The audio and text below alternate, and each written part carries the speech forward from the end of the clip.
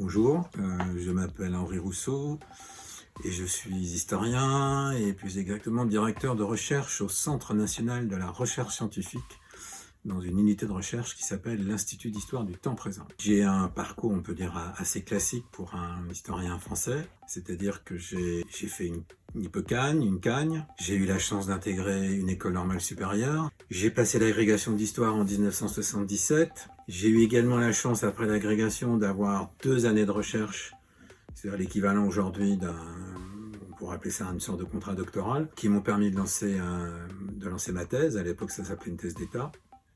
Et j'ai été, alors ça c'est moins fréquent, j'ai été recruté en 1981 au Centre national de la recherche scientifique. Moi j'ai fait une école normale supérieure, spécialité histoire, donc évidemment il fallait être bon en histoire. C'était un premier élément. Alors ça a un peu changé, mais c'est toujours en gros le cas.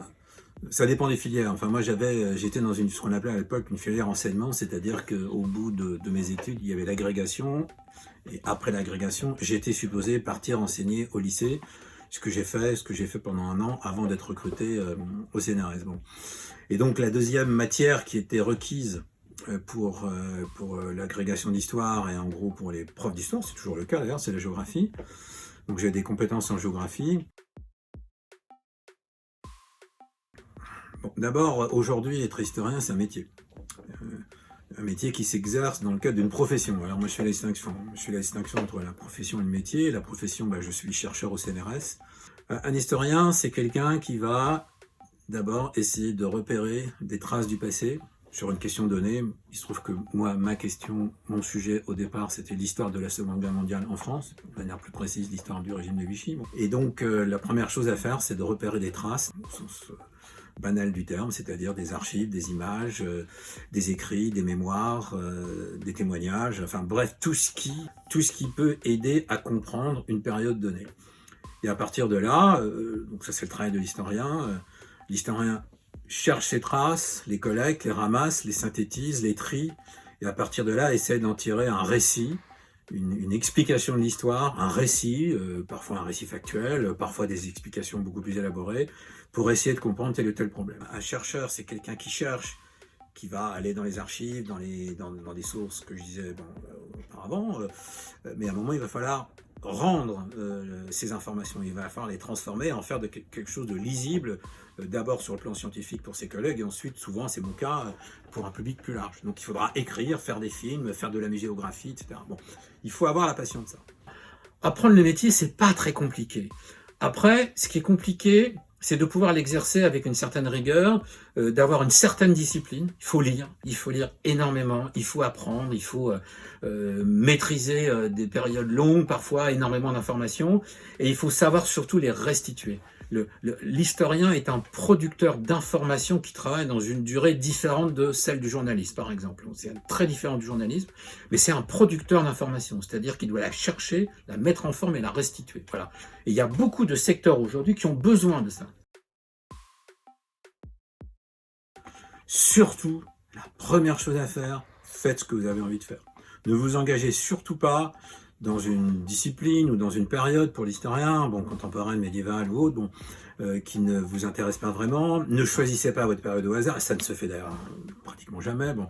Il faut aller vers là où notre désir nous porte.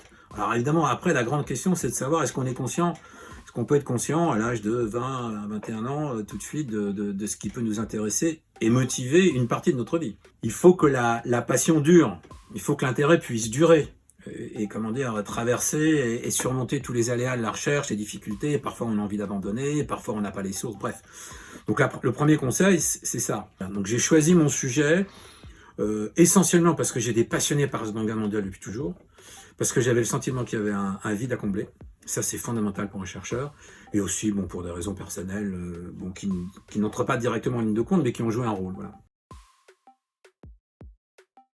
Tous les grands pays, tous les pays qui ont une structure universitaire, le métier de chercheur et le métier d'enseignant dans le supérieur sont fondus. C'est ce qu'on appelle en France un enseignant-chercheur. C'est-à-dire un professeur d'université, un maître de conférence ou un professeur, on les recrute d'abord et avant tout sur la qualité de leur recherche ou de leur projet de recherche. On va faire entrer quelqu'un dans l'université sur l'idée que cette personne va apporter une plus-value à la connaissance scientifique. Une fois qu'on l'aura recruté et qu'il aura les moyens de mener ses recherches, eh bien on en saura plus sur la période de Vichy, sur De Gaulle, sur je ne sais quoi, bon bref. Donc ça c'est la base. Le métier d'universitaire c'est ça, il y a une double fonction, voire une triple fonction, enseignement, recherche, gestion en gros pour aller vite, administration. Donc, on a séparé à un moment recherche et enseignement, c'est-à-dire qu'on a créé à côté de l'université un organisme, ou plusieurs organismes, et dont un notamment qui est le CNRS, Centre National de la Recherche Scientifique, au sein duquel on a recruté des chercheurs professionnels à temps plein.